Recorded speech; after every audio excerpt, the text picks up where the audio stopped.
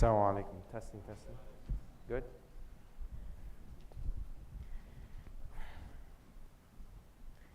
In the early 2000s, a big problem came up in the rainforest of Borneo, Indonesia. This is where Maria, a member of the Dayak tribe, lived with her family. And for generations, their lives have been deeply connected with the rainforest, which provided them with food, medicine, and a sense of peace. As the world's demand for palm oil grew, big companies started eyeing the Borneo's rainforest for palm oil plantations. The Indonesian government, seeing this as a chance to boost their economy, supported these ideas and sold their land to these companies at low prices. Maria's village was faced with a tough choice. A palm oil company came in, offering jobs, homes, and new schools, so some of the villagers got excited for this promise of a better life. But Maria was worried.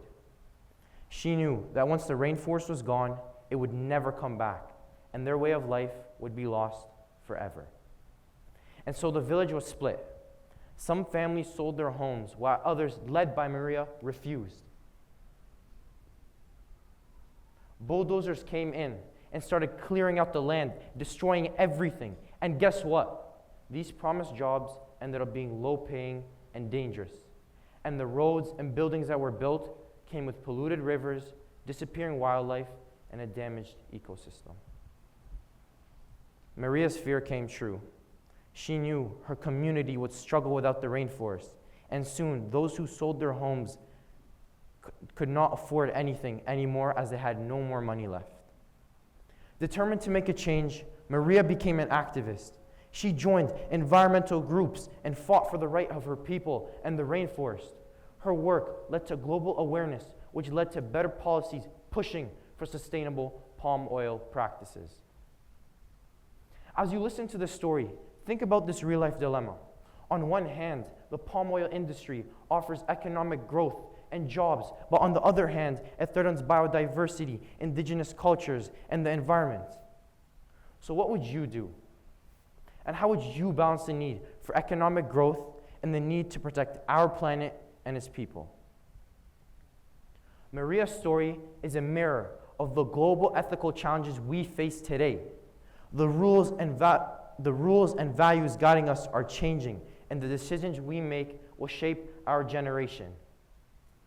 In this story, moralism is about doing what's right, even if it's hard. Maria's fight for the rainforest and her people is an example of moralism.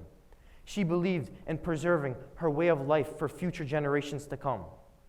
Realism, on the other hand, is about making practical decisions based on the situation. The villagers who sold their homes did so because they needed the money and the jobs. They saw the immediate benefit and did what seemed most practical at the time. So Maria's story really shows us that clash between moralism and realism. However, the rules and values guiding us need a balance of both, guiding us to make decisions that are not only practical, but also fair and sustainable. Moving on into recent times, we see realism and moralism in contemporary global issues. Let's talk about the Ukraine-Russia war, for example. In 2014, Russia invaded Crimea, a part of Ukraine, because of the fear of Ukraine joining NATO. Ukraine joining NATO meant that Russia's power and influence would be threatened in the West. And this war escalated in 2022 with a full-scale invasion from Russia, which led to significant loss of life, displacement of people, and global concerns. Now, in this war, many people see Ukraine as fighting for its own sovereignty and independence.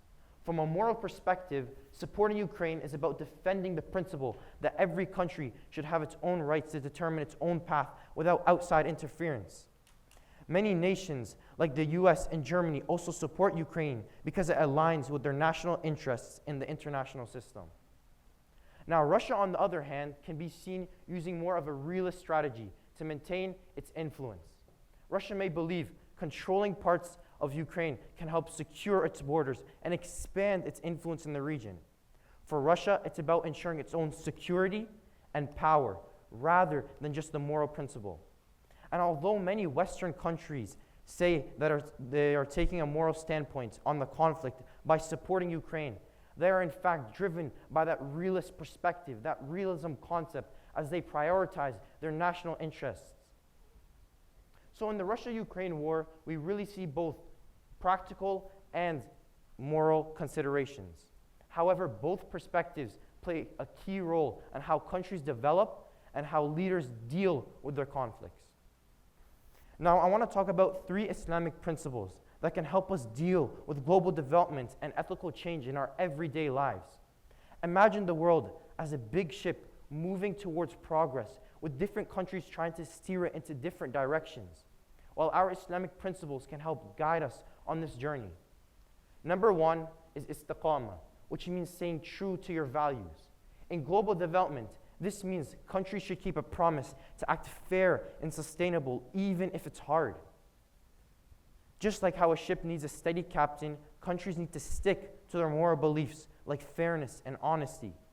Number 2 is maslaha, which means beneficial.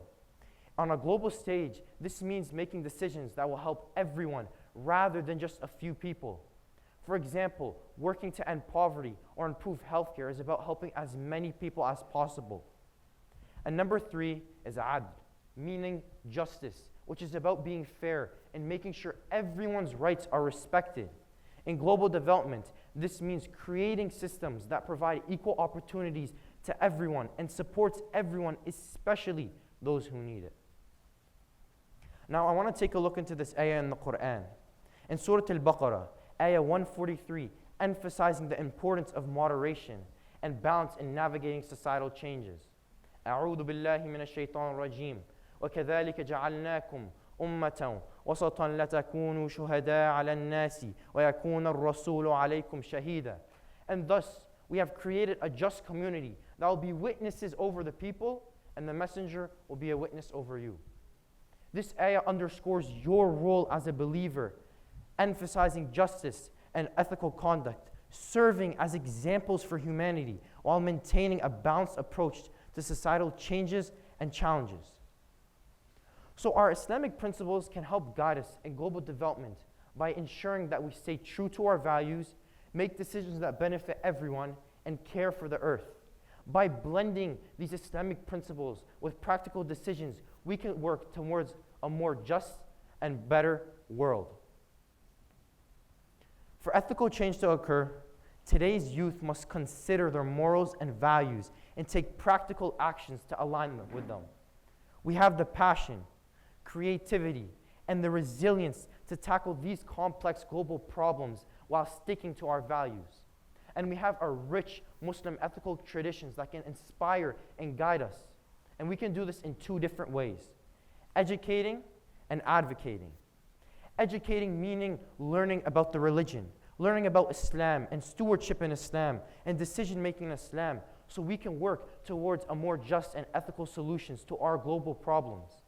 And advocating, spreading awareness on social media, in communities, in neighborhoods about the problems going on around the world, so we can create ideas and solutions to these problems. Balancing practicality with morality will shape a better world. As the Prophet Muhammad sallallahu alaihi wasallam said, "The best among you are those who have the best manners and character." Thank you.